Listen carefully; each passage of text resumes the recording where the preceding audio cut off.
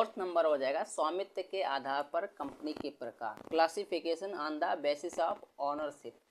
अब देखो स्वामित्व के आधार पर कंपनी जो है 3 प्रकार की होती हैं। पहला सरकारी कंपनी जिसे गवर्नमेंट कंपनी कहते हैं, दूसरा होता है होल्डिंग कंपनी, सूत्रधारी कंपनी जिसे बोलते हैं, तीसरा सहायक कंपनी, सब्सिडरी कंपनी जो होती है। अब देखो पहला हो जाएगा सरकारी कंपनी, गवर्नमेंट कंपनी। तो कंपनी अधिनियम 2013 के अनुसार सरकारी कंपनी से आशय एक ऐसी कंपनी से है, ठीक है, जिसकी अंश पूंजी के कम से कम 51% भाग का स्वामित्व केंद्रीय सरकार या राज्य सरकार के पास हो, ठीक है, तो क्या कहलाएगी? सरकारी कंपनी कहलाएगी, गवर्नमेंट कंपनी कहलाएगी। कंपनीज एक्ट 2013 के अनुसार जो है जब किसी कंपनी के अंश पूंजी के अर्थात पेड अप शेयर कैपिटल के कम से कम 51% भाग पर केंद्रीय सरकार या राज्य सरकार का स्वामित्व होता है, ओनरशिप होता है, तो वह कंपनी क्या कहलाएगी? सरकारी कंपनी, गवर्नमेंट कंपनी कहलाती है, ठीक है।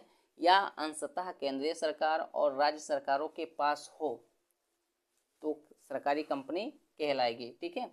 और इसके अंतर्गत वह कंपनियां आती हैं जो किसी सरकारी कंपनी की क्या होती हैं? सहायक कंपनी होती है। और इसके अंतर्गत कौन सी कंपनी आती हैं? वह कंपनी आती हैं जो किसी सरकारी कंपनी की क्या है? सब्सिडरी कंपनी है।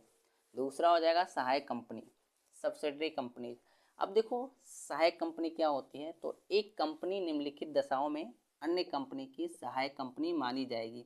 अब देखो इसके लिए क्या कंडीशन है, तो पहला हो जाएगा जब अन्य कंपनी जो है कंपनी के संचालक मंडल के गठन पर नियंत्रण रखती हो। मतलब जब अन्य कंपनी, ठीक है, दूसरी कंपनी क्या करती है, इस कंपनी के संचालक मंडल के गठन पर, ठीक है, जो इसका संचालक मंडल होता है उसके गठन पर नियंत्रण रखती है, उसका कंट्रोल करती है, तो क्या कहलाएगी? यह कंपनी क्या कहलाएगी? उस कंपनी की सहायक कंपनी कहलाएगी। दूसरा कंडीशन हो जाएगा जब अन्य कंपनी जो है इस कंपनी के आधे से अधिक मताधिकारों पर अधिकार या नियंत्रण रखती हो, अर्थात 50% से अधिक अंश पूंजी का स्वामित्व रखती हो, तो कंपनी क्या कहलाएगी?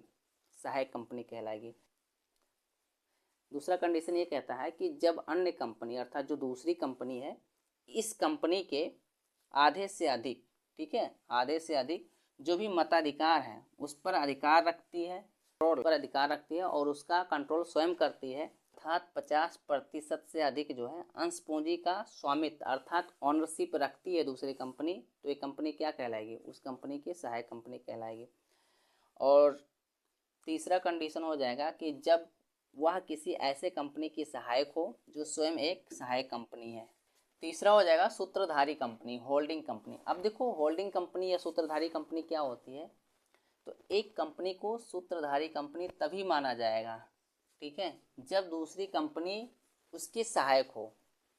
मतलब क्या होता है कि एक कंपनी को दूसरी कंपनी तभी माना जाएगा, ठीक है, जब दूसरी कंपनी क्या हो? उसकी क्या हो? सहायक कंपनी हो, तो क्या कहलाएगी? सूत्रधारी कंपनी कहलाएगी। और दूसरे शब्दों में कहते हैं कि यदि कोई कंपनी दूसरी कंपनी के 50% से अधिक, कोई कंपनी किसी दूसरी कंपनी के 50% से अधिक अंशों पर स्वामित्व रखती है, ठीक है, दूसरी कंपनी क्या करेगी?